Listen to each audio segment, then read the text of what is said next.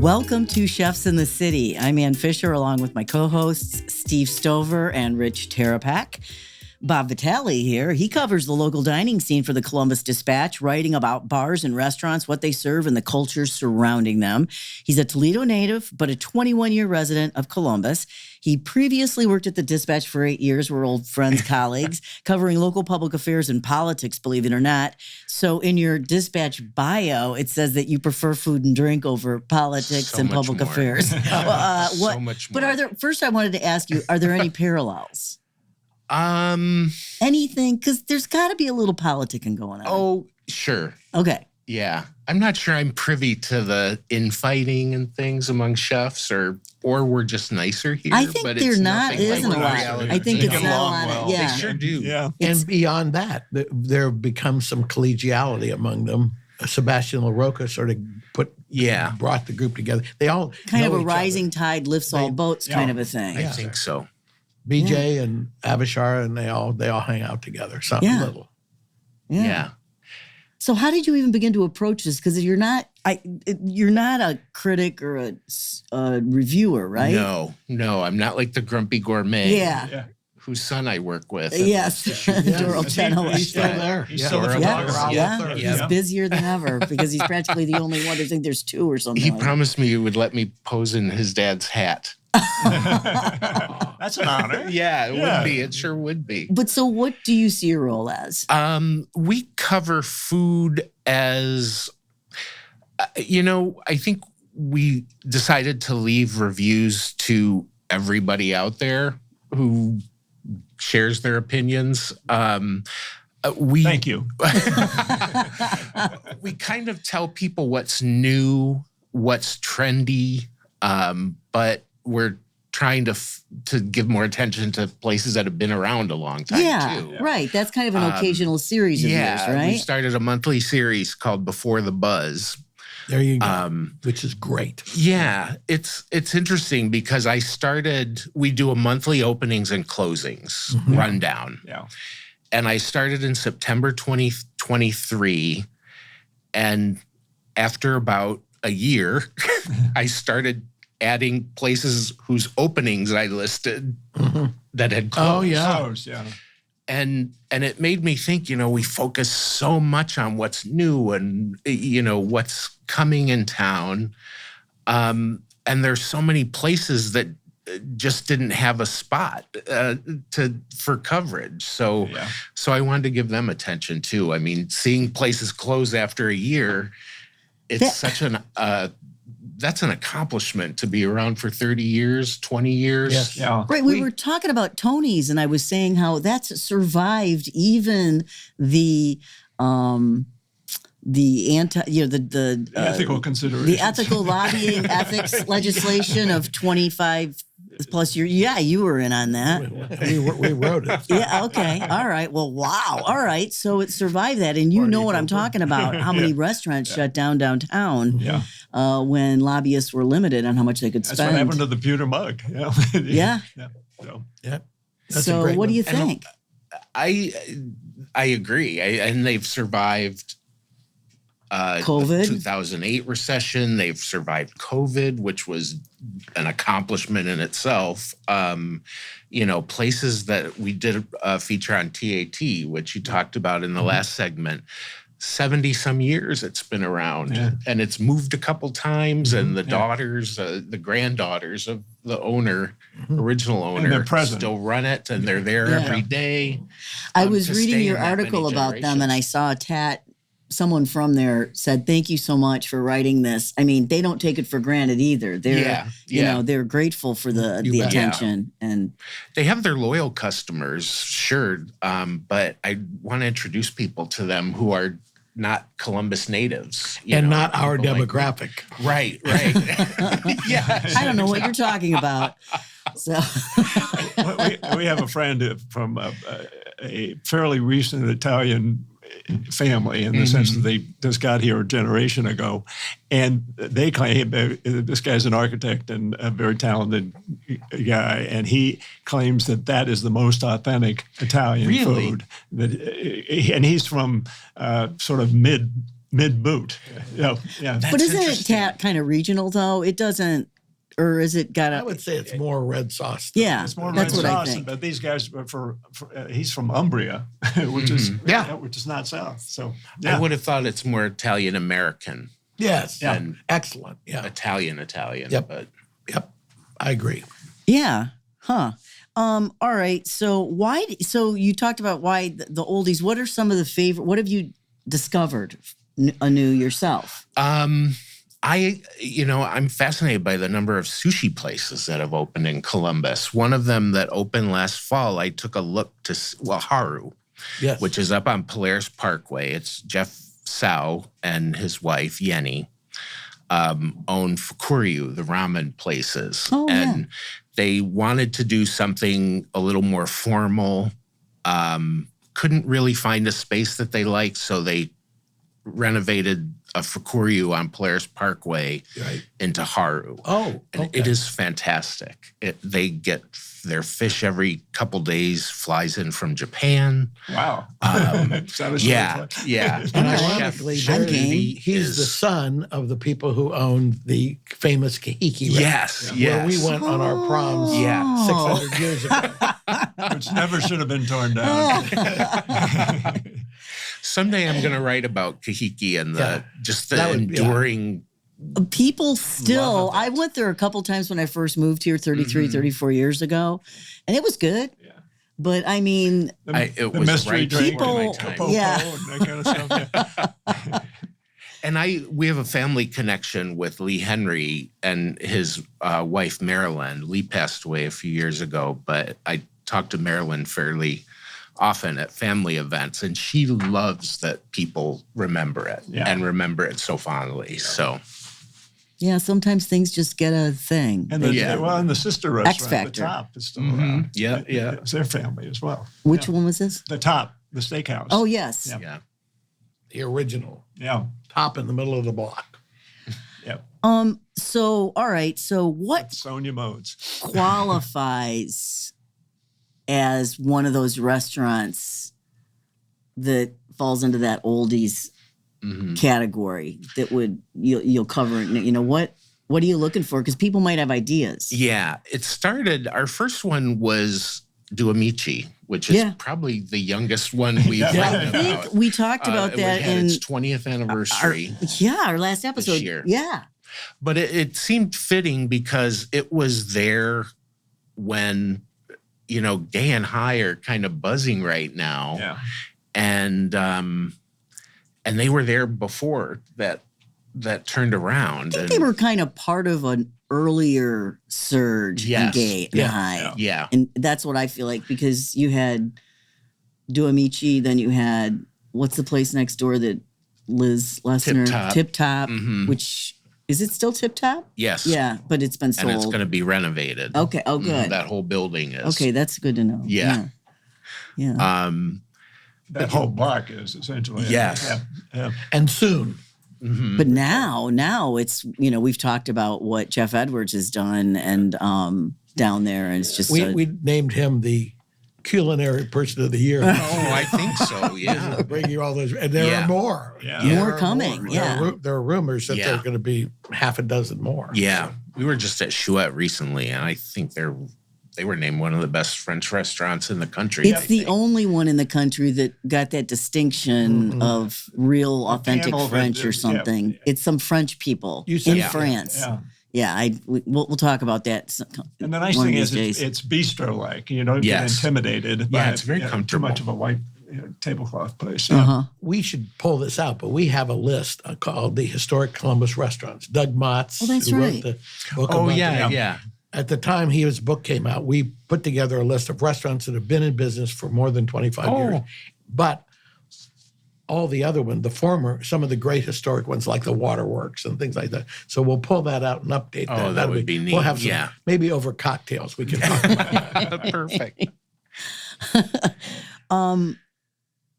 Is longevity necessarily a sign of quality?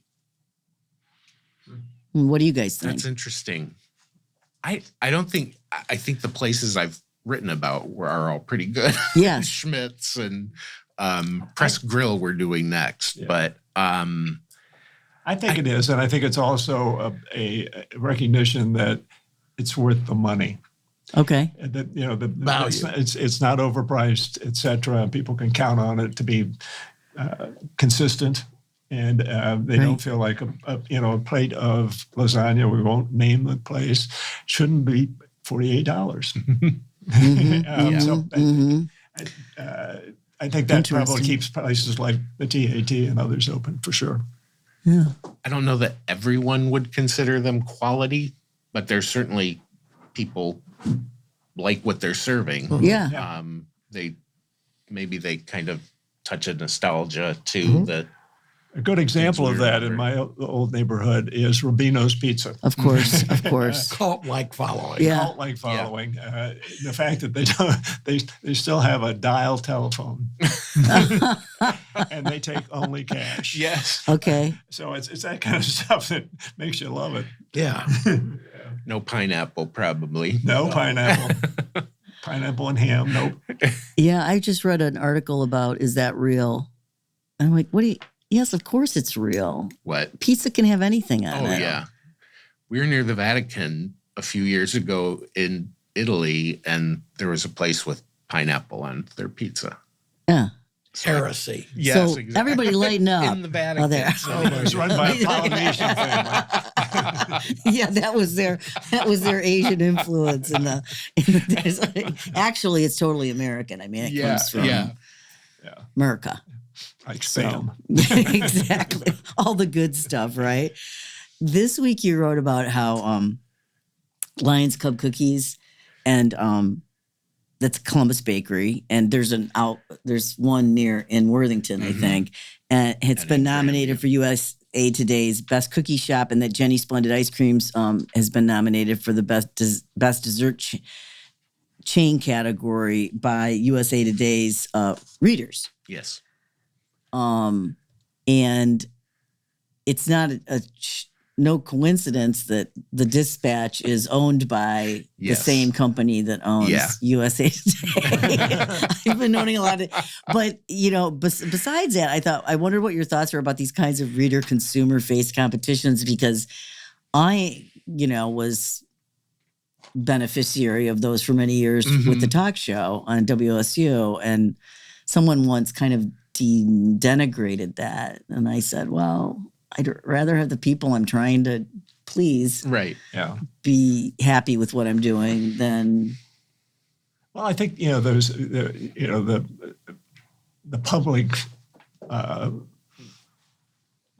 just the most liked kind of thing is what created, and Steve was in charge of this for a number of years, the Zagat Guide. Oh, yeah. It was started by a bunch of lawyers. Tim and Nina, who put together a mimeographed copy of, and that got bought in by a bunch of people nationwide. Yeah, but to your point, it is, people love to read about what's people's favorites.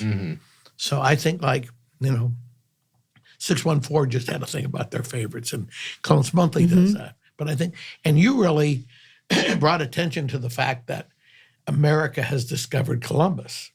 Yeah. What were some of the ones that were named as best in the nation? I think Bon Appetit named us as one of the best food cities. Featured. Yeah. And then New York Times is and Chapman's. Yeah. And that was back in 19 when this all began. Take Jendy's Splendid Ice Creams. I mean, I've been in Chicago where people were lined up around the block. Yeah. Not too many years ago. Yeah. So I mean, it was a thing. I mean, if you can do it, make it in Chicago. I thought it was something that Jenny's was nominated in the chain category. Yeah, I know, ironically.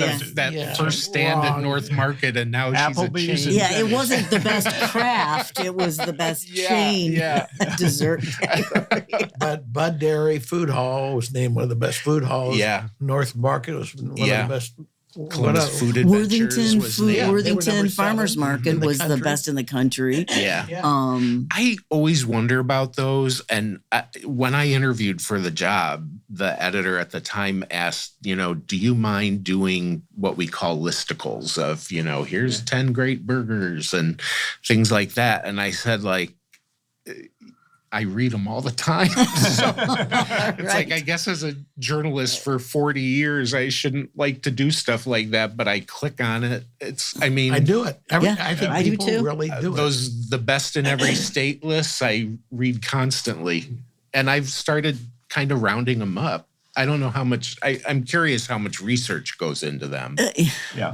Because I hope people have visited the places they're writing about or citing. I thought that was voting. USA Today's is voted, yes. But yes. Otherwise, how do they come up with the list? Yeah. I mean, I would go to Rich for the smash burger category, for instance. Yeah, he Middleton's great smash burger. Ritzy's, you mean? Ritz. You come to me for smash burgers. I would say one of the best smash They burgers. do have you would experts who, Nick Decker is one of the USA Breakfast, Today recommenders He's for the pick best breakfast the guy. places that get nominated. Oh, really? Okay. Yeah. Shout out to Nick. Great guy. Yeah. Yeah. Interesting. We click on it. Yeah. I think sometimes I'd rather write about chefs and, deeper stories, but I like that too. Yeah. I always kind of think we need a balance of coverage and Yeah. And you don't want to be too esoteric about it. Right, You exactly. want to say, here's what's popular, and there must be a reason. I worked for a paper long ago who the editor said he didn't want us to practice spinach journalism where we told people eat this because it's good for you. And Good point. Yeah. which is true. But I told him at the time, I'd eat M&Ms every meal if I could, but I know I need spinach too sometimes, But Well, I think, Steve, and Rich, and I want to ask you this too. The fact is something's been elevated in Columbus. Oh, absolutely. Well, and I think it's Somehow. in her latest survey and trips around town, Thea Wolf has identified, what was Steve, 94 different... 70. Oh, I think it was up to originally 70. It was up to I think it's 94. over. I think I'm trying to get Aaron to give us the list. And it's 94 or 70 of what? Distinct Different cuisines. Cuisines, yeah. International cuisines. Yeah. Right. yeah. I mean, And she recently did a piece on what's hopping in Reynoldsburg about that, which gave me hope because I'm an East Sider. But we tell the story about how I drove down Bethel. I'm sorry, we drove down Bethel Road from Olentangy River Road to Sawmill and counted 42 ethnic restaurants and groceries. Yeah. I have Aaron noticed, did that too. Chinese food is expanding beyond kind of the usual Szechuan or Cantonese. Fiery Sky. Yeah. There's Kung Fu Western China. Noodle, which is fantastic. What is Kung Kung Fu Noodle? Oh, yeah. On Bethel and Go Down Road. I think that So there's so much more Chinese. There's Middle Eastern food lately in town. There are so many new places serving Middle Eastern food. yeah. and Bengali food. Yeah. And There's a What's the Kurdish new- place downtown now. The new place on High Street in Clintonville, Pakistani. Yeah. The one you Oh, just Food emailed. Street. Food Street. Food Street. Wow. Yeah. Fantastic. So Just had good. that last week. I highly recommend it. It's just a lunch. It's not, there's no alcohol or anything like that there, but they have some authentic and then they have burgers. Yeah. Yeah. Which You they're gotta have a proud of. burger. Well, they're proud of their burgers too, which is awesome. I mean, they're, That's true. Smash burgers too, I think. I Right? think they are smash burgers.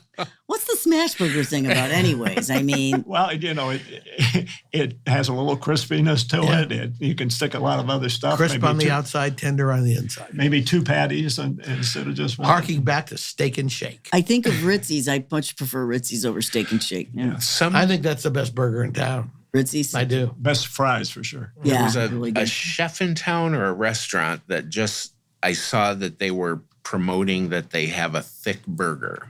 And I wondered if smash burgers were kind of... This is the pushback here. Now the it's way the out. pendulum is swinging. People are kind of reacting against some of those, them. I mean, you almost have to take the top of the bun off and cut it up with a knife and fork because you can't bite into yeah. it. Yeah. It's cyclical, but now we're heading back into the big fat burgers. Yeah. Like, Thurman Cafe. Yes. And then there's the smash burger side and the big thick can't get your mouth around a burger. Yeah. 21 years in Columbus, I've never had a Terminator. Oh my gosh! No, I haven't. What either. Oh, it looks like I have, but It's I've your not. next assignment. Be sure to get the onion loaf. The onion ring that loaf. sounds It great. goes with it. I don't know if I've ever had one either. Now that's a place that's been around a very long Yes, time. another place. Yes, we. It's like, and I wonder how you figure out where they are because they are almost hidden in plain sight Yeah, sometimes. yeah. We're so used Good to seeing point, them. Yeah. I live near Gahanna, and I just discovered the Gahanna Grill last winter. I was driving down 62 and Dublin or Granville Street. Okay, yeah. Yeah. And Right, noticed that's right it there. and stopped. Have you and then tried I the discovered new Lola restaurant Giuseppe's. where that bar was? Just Three down- Creeks? Yeah. Yes. What It's is- really what's it good. like? Yeah. It's really good. What do they serve? It's kind of American, elevated, not too much pub food. I did have a burger though. Followed by And my M&M's. partner at steak, but it's really good. It used to be a bar. I Right. think the owner had the bar too. I was talking to him and he said he felt like he was getting too old to own bars and he wanted to go back to restaurants. Oh, it's the And same owner. It's Oh. great. Oh, Yeah. interesting. I've heard a lot Yeah. of good buzz about it. Yeah, they have a good happy hour. There's a lot of people Ding, there ding, ding, right ding, after ding, ding, work. ding, ding. Yeah. Okay. Yeah. It's called Three Three Creeks. That's how these guys kind of get around us Three from Creeks happy Kitchen. hours. Yeah.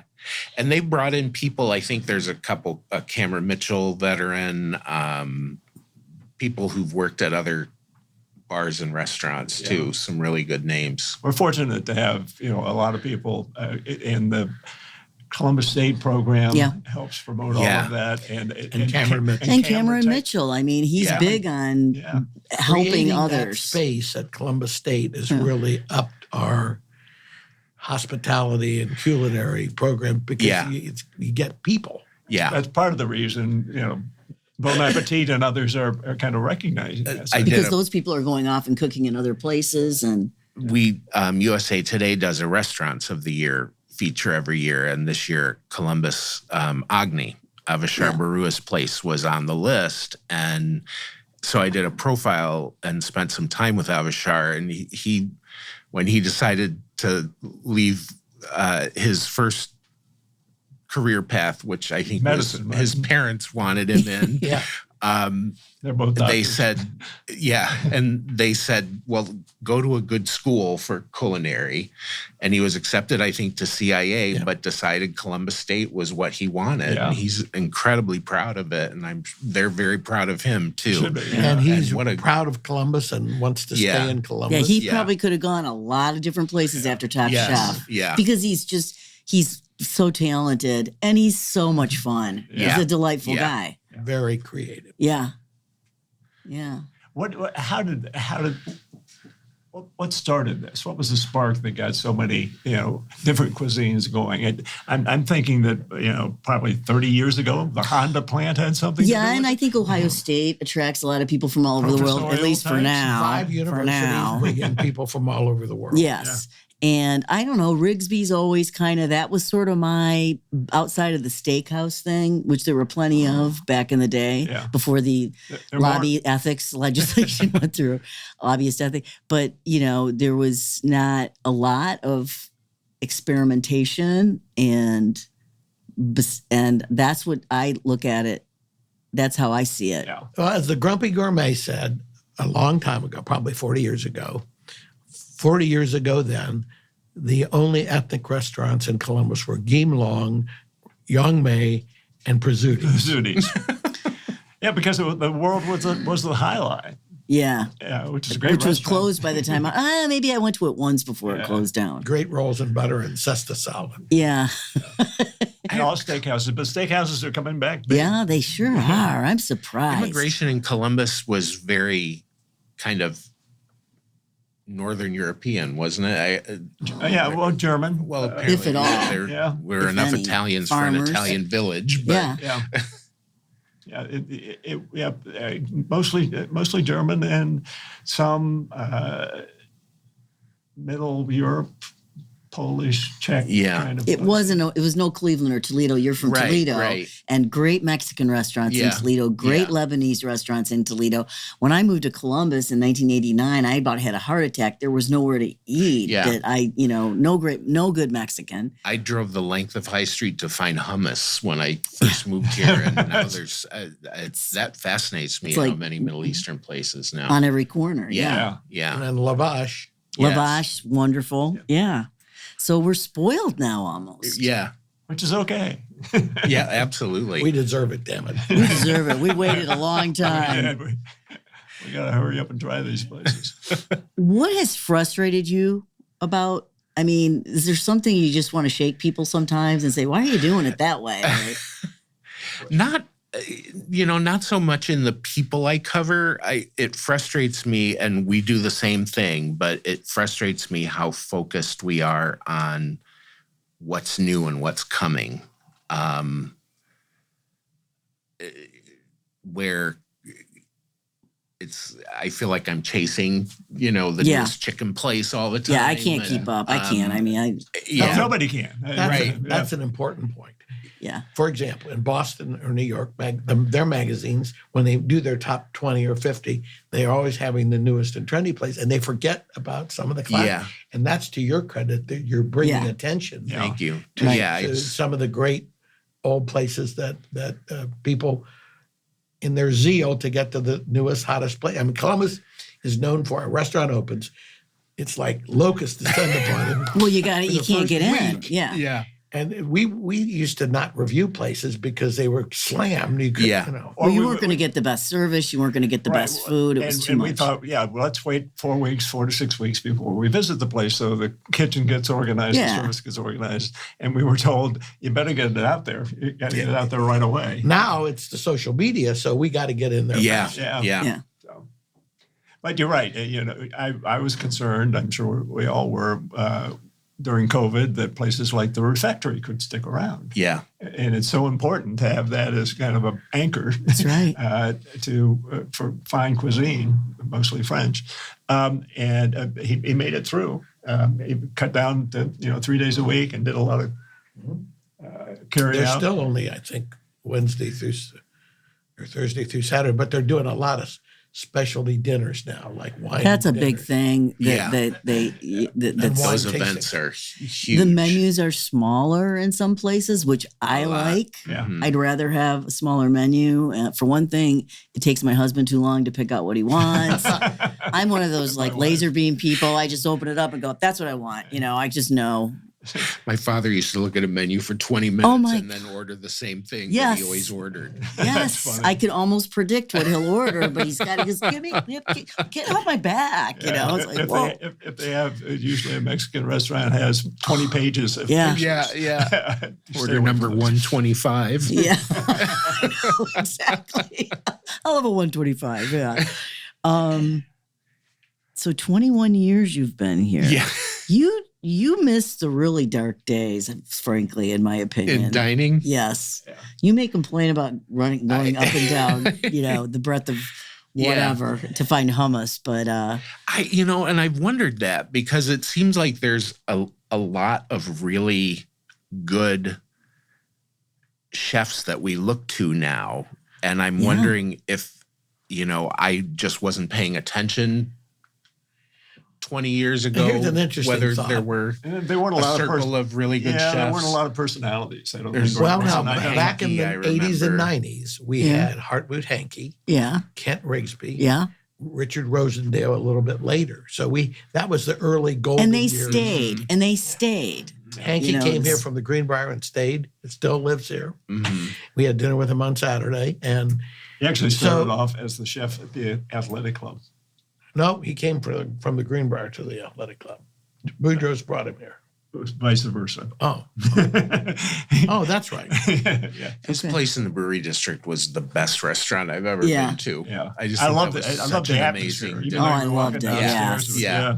Some people complained about the basement, but my it was a point great was venue we had for this things. golden era, and now we're having a new one with BJ and Avishar Yeah. and others. Yeah. And they're that are coming to carrying on. stay. That's what Just I, bringing you know. national attention. Yeah. But you're right. There were some notables back 20 or 30 years ago. But Before that, yeah, it was Midwestern sameness. You know, I laugh too, though, because Steaks and we chops. always say Columbus isn't a meat and potatoes town anymore. And then every month I write about 3 new steak places in town. Well, So that's there's the a new lot of trend, steak which I think is places. surprising given. I blame it on the Arnold.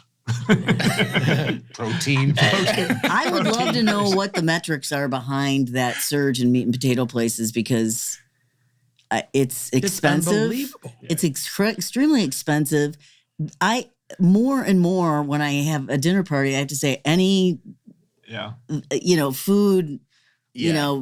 things. And a lot of people are vegetarians or they're vegans. Yeah. So I don't know. I just find it surprising sometimes. We had the Capitol Grill, Butcher and Rose. 4 of the top 6 Yeah. new restaurants in 24 were steakhouses. Yeah. And they're fantastic. I mean, Yeah. But there are a bunch more coming. Smith and Walensky's coming back, and They're moving across from Jeff Ruby's, I think. yeah, oh, I love that up, in your face kind of put up your competition. dukes. Yeah. All I've been right. slowly working on a story about hamburgers in like really fancy restaurants. 'Cause that's one of my favorite things to order because it's one of the cheapest things on Yeah. the menu. Yeah, usually it's And it's a fancy restaurant and you're eating a hamburger. It was it feels you like that really wrote about the luxurious. Capitol Grill having a great hamburger? Somebody, Yes. it was Yeah. a- Yeah. Wine. I think it's Wagyu and wine is their special.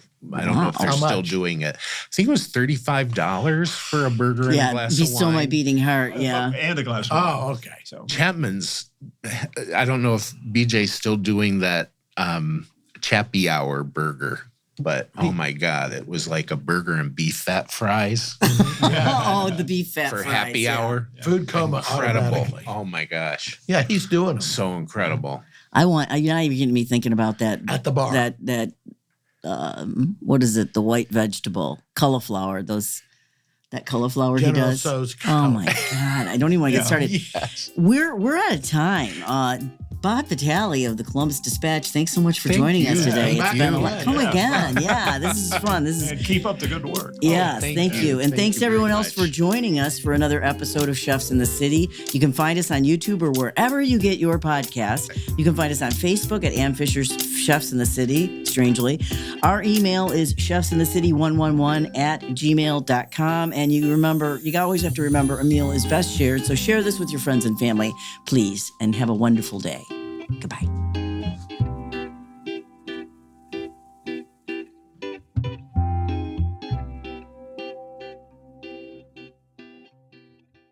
Boxland Media. Think big.